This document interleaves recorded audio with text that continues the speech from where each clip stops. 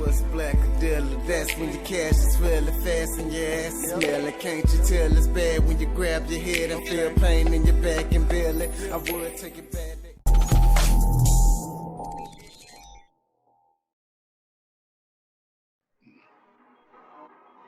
Well, my boy Nick Cannon was canned. They canned the cannon. Hold on, let me boot this because I want to boot this up for my YouTube family. I do have this for. Let me see. Okay.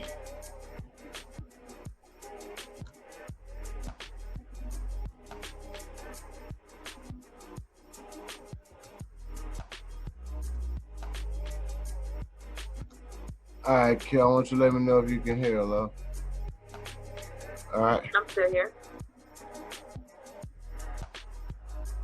Sure.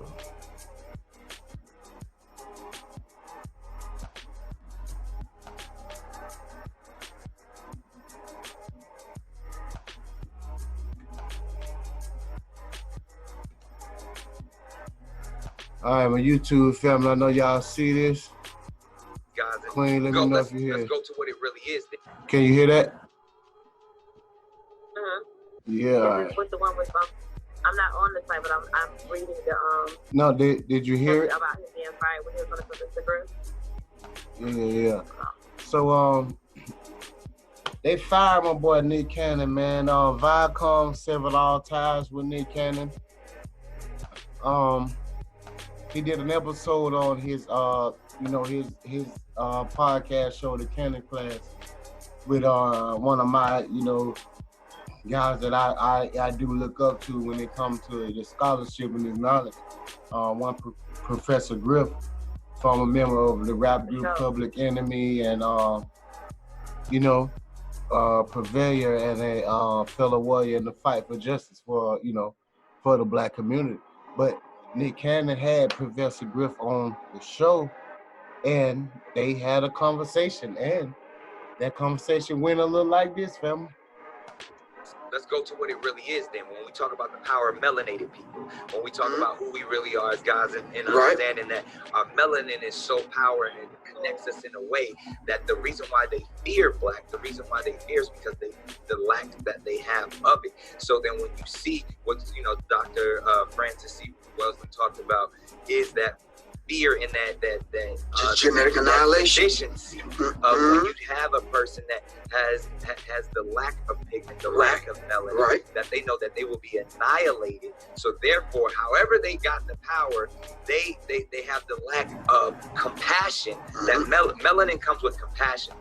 Melanin comes with soul. That we call it soul. We soul brothers and sisters. That's the melanin that connects us. So the people that don't have it are a little, and I'm gonna say this carefully, are a little less, and where the term actually comes from, because I'm bringing it all the way back around to Minister Farrakhan, to where they may not have the compassion or the when they were sent to the mountains of Caucasus, when they didn't have the power of the sun, that the sun then started to deteriorate them. So then they're acting out of fear, they're acting out of low self-esteem, they're acting out of a deficiency.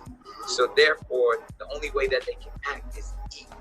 The only way they have to rob, steal, rape, kill, and fight or flight, in order to survive. Exactly. So then these people who didn't have what we had, and when I say we, I speak of the melanated people. Right. They had to be savages. They had to be barbaric. Because they're in these Nordic mountains. They're in these rough, torrential environments. So they're acting as animals. Right. So they're the ones that are actually closer to animals. They're the ones that are actually the true savages. And then they built up such this I don't want to say warrior, but they built up such this conquering barbaric mentality. Yeah. Damn, remember what Ice Cube said? Oh yeah. Yeah, it ain't over, motherfucker.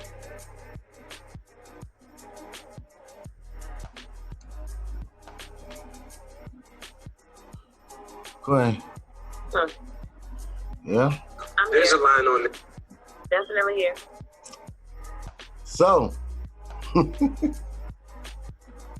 and that got my brother Nick Cannon, if you will. Yeah. Being anti-Semitic. What are your thoughts? What are your thoughts, Lo? What are your thoughts on what he said? Not the reaction that they gave.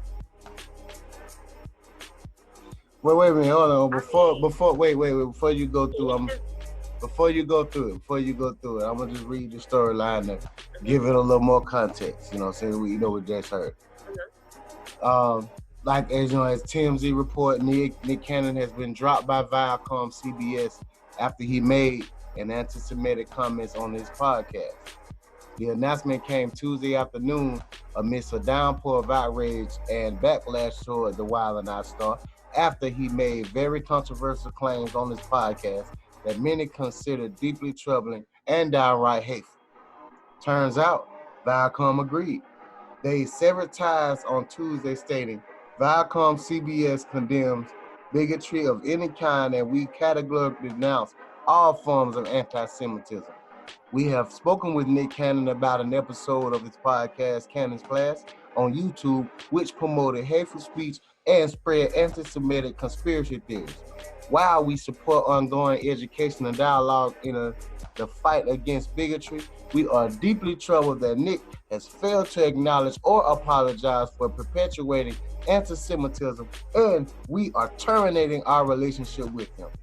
In the same podcast, which Nick suggested white people are a little less than dark-skinned people, he also stated, you can't be anti-Semitic when we are the Semitic people.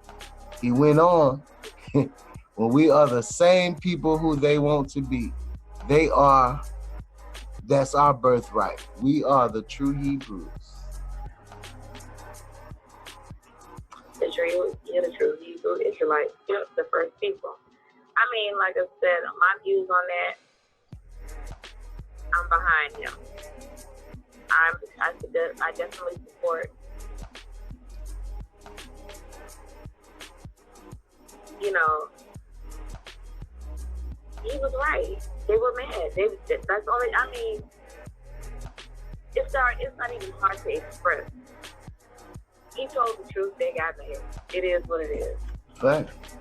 See, the thing is, like with me, that's all. It just sums it up right there. When he spoke the truth, and then that's like I said, they had the whole the policy of not, the whole racism policy but I didn't find it to be racist in a sense. I just found it to be him telling the truth on the fact of the matter, what's going on today. So I mean, why be mad at the truth? But like I say, policies that they have to go by. But he had already put himself out in the limelight when he did the George Floyd, when he did his piece on that. He was speaking against police / white supremacists / white folks, period. But this time, I guess since he did it, on the podcast and then talking to Professor Griff, it made it more, I'm not understanding, but like I said, they should have been tagging on him before this. So my question is, why now? Why not before when he was speaking out? Exactly. You ready? But everything to me, that was what he said, it was definitely important to hear. See? So yeah, that's my view on that. See, the thing is, family, again, salute everybody, all the YouTube family. Y'all go ahead and hit that like, hit that subscribe button, hit that share, hit the notification bell. Man. See, the thing is, like, if the brother was telling a lie, I can understand the argument. Right? Exactly. If he was lying, like that's the thing about, that's one of the things, I always, speaking truth to power. It's a dangerous thing. You know what I mean? That's why it's important to have a platform. That's why it's important to be, and the brother, he's financially straight for now. I don't know his lifestyle. Yeah. You know what I'm saying? I don't know his lifestyle because now they on his ass. They spared him. They gave him a shot. You know what I'm saying? After the whole, the shit from America's Got Talent shit. You see what I'm saying? They did the same shit. That's how he ended up quitting, rather, from America Got Talent. That was his spank on the hand. See what I'm saying? Now I'm hoping they don't really come at him. You know what I mean? On some real shit. But we all know what's probably where the brother finna face. Yeah. Because he's in a very, very powerful position. You know what I mean? He's very successful. You know what I mean? And see, that's the thing, you know what I mean? And like a lot of people don't really understand what the hell is going on. Like they just really hit him in the ass. Viacom, all the channels that this brother has networks on, his Nick at Night channel, I mean the Nick at Night partnership he has with them, you know what I mean, the Nickelodeon too, that was his station. You see what I'm saying? The Wild 'N Out show that was contracted through BET, MTV, and VH1, all those are owned by Viacom. Viacom CBS is severing ties with Nick Cannon, meaning everything that they got of him, that's all he had left. You see what I'm saying? After that, that's all he had left. They just really kicked him to the boot, kicked him in the ass. Damn.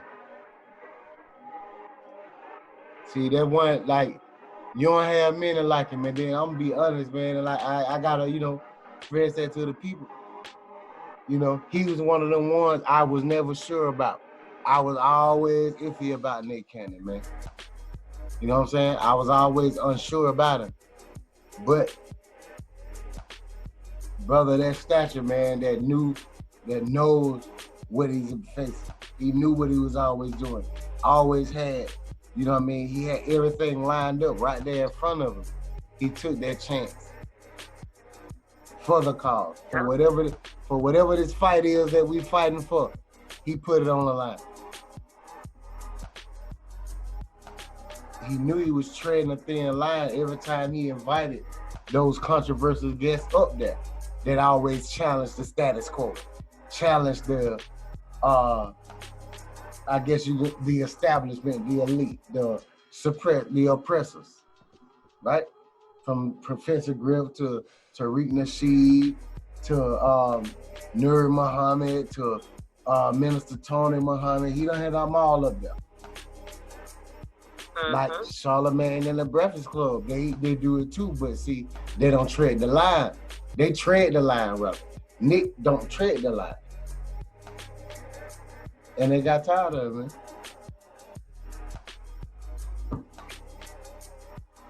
And they got tired of it. And that's why they don't try to hit the brother, man. But see, the boy got enough capital, enough friends with capital, and a supporting system by us, I'm saying the black community. Cause all y'all motherfuckers ought to be feeling like I'm feeling right now. Anything that brother decide to do right now, man, I can't do nothing but support it, whether I like it or not. Cause again, he wasn't on my favorite person's list. No question. I never looked at, I'm being honest. Right. It's a vain verdict. I never looked at Nick Cannon as one of us. I swear. I'm dead ass. Until the last 2-3 years since like the Nipsey maybe and all of that. I never looked at you know what I mean? But maybe just because of my demeanor and how I am, right? I looked at Nick Cannon as a lame. He always been square. He grew up in the limelight. He grew up in the Hollywood. I didn't see him as connected to us, to the people, like, you know what I mean? He's professional. So, but I'm behind you too, brother. My bottom line. You know what I'm saying? I'm behind you. For sure. Dang Verdi podcast behind you.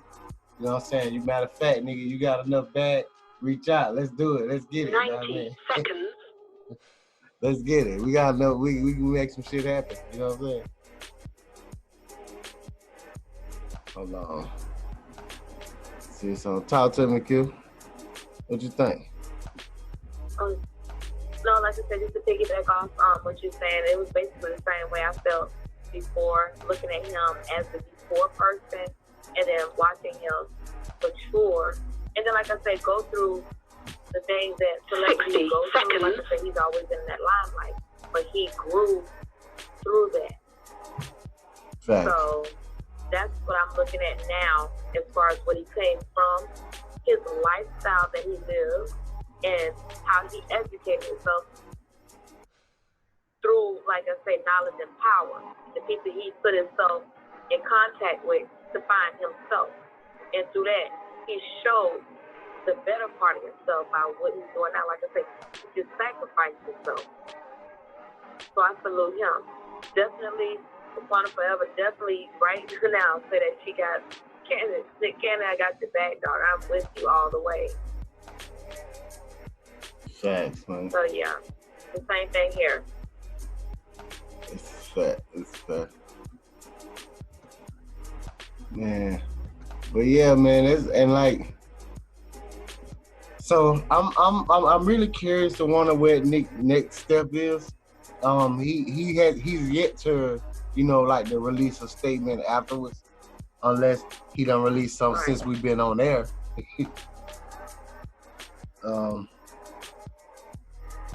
Let me see. Honestly, I don't think he would do this blindly without his plan.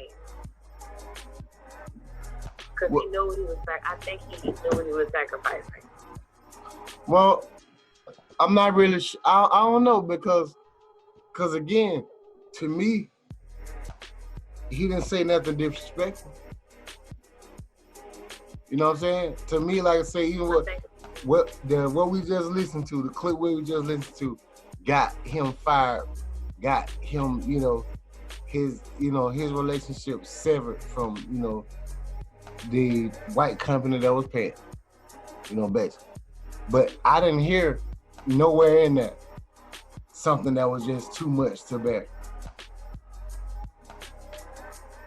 You know what I mean? Very true. Very true. So, you know, it's just a thing. It was like things you can't say. His alignment with the most honorable Minister Louis Farrakhan, man.